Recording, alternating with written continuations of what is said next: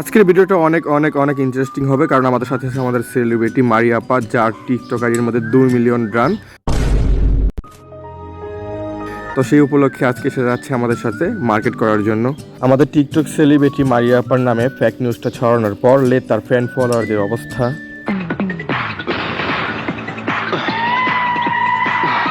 অনেক কষ্টে মারিয়াপুর ফ্যান ফলোয়ারদেরকে বোঝানোর পর আমরা রওনা দিলাম মার্কেটের দিকে। আমার সাথে ছিল আমাদের খালামণি আর ভাইরাল সেলিব্রিটি মারিয়া আপা, যার 2 মিলিয়ন প্রায় টান। আমি বারবার আপুকে জিজ্ঞেস করতেছিলাম, আপু আপনার যেহেতু 2 মিলিয়ন ফ্যান ফলোয়ার আছে, তাই আপনার তো একটা মার্সিডিজ বা রোলস রয়েল থাকারই কথা। তো ফাইনালি দেখতে দেখতে আমাদের মার্সিডিজ নামক অটোটি এসে গেল। আমাদের মার্সিডিজ যখন এসে পড়েছিল তখন আর কিছুই করার ছিল না, তখন ঝটপট করে উঠে পড়লাম গাড়ির মধ্যে। আর মারিয়াপু অনেক এক্সাইটেড ছিল মার্কেটে যাওয়ার জন্য। তো আমরা যাওয়ার সময় একটা জিনিস লক্ষ্য করলাম, রাস্তার যে সুন্দর একটা ভিউ।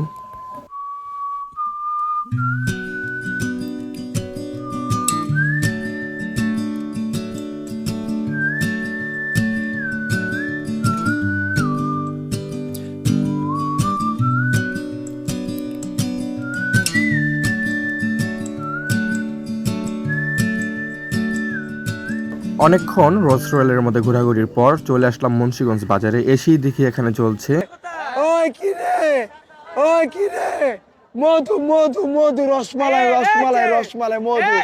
তো তরমুজ বলুন, রসমালাই বলুন আর মধুই বলুন, সব থেকে সেরা আমাদের রিপন ভাই। রিপন ভাইকে একটু স্মরণ করলাম। হাই বন্ধুরা, আমি বাইরেছি শপিং করতাম। আপনার রাস্তায় প্রচুর জ্যাম, জানি না মার্কেটের ভিতরে গেলে কি হইব, মানে কিরকম জ্যাম হইব। হাঁটতে হাঁটতে চলে আসলাম মুন্সিগঞ্জ বাজারের মধ্যে। এখানে ড্রামে ড্রামে দুধ বিক্রি হচ্ছিল, আর এই পাশে এখানে মাঠা বিক্রি হচ্ছিল। অনেকগুলো দোকান দেখেছি মাঠার আর দুধের। আমরা যেহেতু বাসা থেকে একটু লেট করে বের হয়েছিলাম, তাই আমাদের একটু দেরি হয়ে গেছিলো। আর ইফতারি সময়টা হয়ে গিয়েছিল, তাই জায়গায় জায়গায় মাঠা বিক্রি হচ্ছে।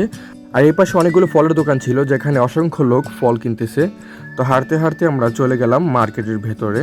মার্কেটের ভেতরে আসার পর দেখি 100% থেকে প্রায় 90% মহিলা আর 10% পুরুষ। তাও সেই পুরুষগুলো মার্কেট করার জন্য না, কাজে যাচ্ছে, বা কয়েকজন দোকানদার, আর সবই এখানে মহিলা মানুষ। অনেকক্ষণ খোঁজাখুঁজির পর আমাদের মারিয়াপার পছন্দের জামার দোকানটা আমরা খুঁজে পেলাম। তারপর দেখতে থাকলাম মারিয়াপার পছন্দ হয় কিনা, কিন্তু তার একটাও পছন্দ হইতেছিল না। আর এইদিকে দোকানদার আর কাস্টমারের সাথে প্রায় দাম নিয়ে ঝগড়া হচ্ছিল। তাই আমাদের সাথে ঝগড়া হওয়ার আগেই আমি মারিয়াপুকে জিজ্ঞেস করতেছিলাম যে, মারিয়াপু আপনি যেহেতু সেলিব্রিটি মানুষ, তাই আপনার জন্য কত % ডিসকাউন্ট থাকছে। তিনি বললেন না হলে 50% ওনাকে নাকি ডিসকাউন্ট দেবে। তো দেখা যাক কত % ডিসকাউন্ট ওনাকে দেয়। এখানে আমাদের সেলিব্রিটি আপা তার জামাটা পছন্দ করতেছিল যে কোনটা ভালো লাগে। এটা দেখানোর পর ভাইয়া আমাদেরকে সুন্দর সুন্দর কয়েকটা কালেকশন দেখায়। প্রায় 10 থেকে 20টা কালেকশন দেখানোর পরও আমাদের মারিয়াপুর পছন্দ হইতেছিল না, তাই আমাদের আরেক দোকানে যেতে হয়েছিল। ওই দোকানে গিয়েও অনেকগুলো জামা ট্রায়াল করলো, কিন্তু একটাও পছন্দ হইতেছিল না। এর কারণ হলো মারিয়াপুর যে জামাটি পছন্দ করতেছিল না কেন, সেই জামাটাই দোকানে ছিল না, সেটা স্টক আউট হয়ে গেছে। এখানে অনেকগুলো জামা সে পছন্দ করেছিল, কিন্তু একটাও এখানে নেই। আমরা আসতে লেট করে ফেলেছি, তাই পছন্দ না হওয়া সত্ত্বেও জামাটাকে নিতে হয়েছিল। কিছুক্ষণ পর যেহেতু ইফতার, তাই আমরা তাড়াতাড়ি মার্কেটটা সেরে বাইরে চলে আসি আরও কিছু কেনাকাটা করার জন্য। এর মধ্যে আমাদের মারিয়াপু বলতেছিল যে সে মাঠা খাবে, তাই খালামণি তার জন্য মাঠা নিচ্ছিল।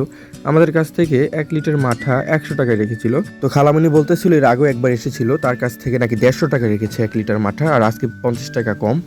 আমরা ভেবেছিলাম বাসায় গিয়ে হয়তো ইফতারটা সারবো, কিন্তু সময় পেলাম না। তাই আমার খালামণি বলতেছিল এদিকে একটা নাম করা হালিমের দোকান আছে, যেখানে গিয়ে তারা প্রায় সময় হালিম খেয়ে থাকে। তো আমাকে আজকে এখান থেকে হালিম খাওয়াবে।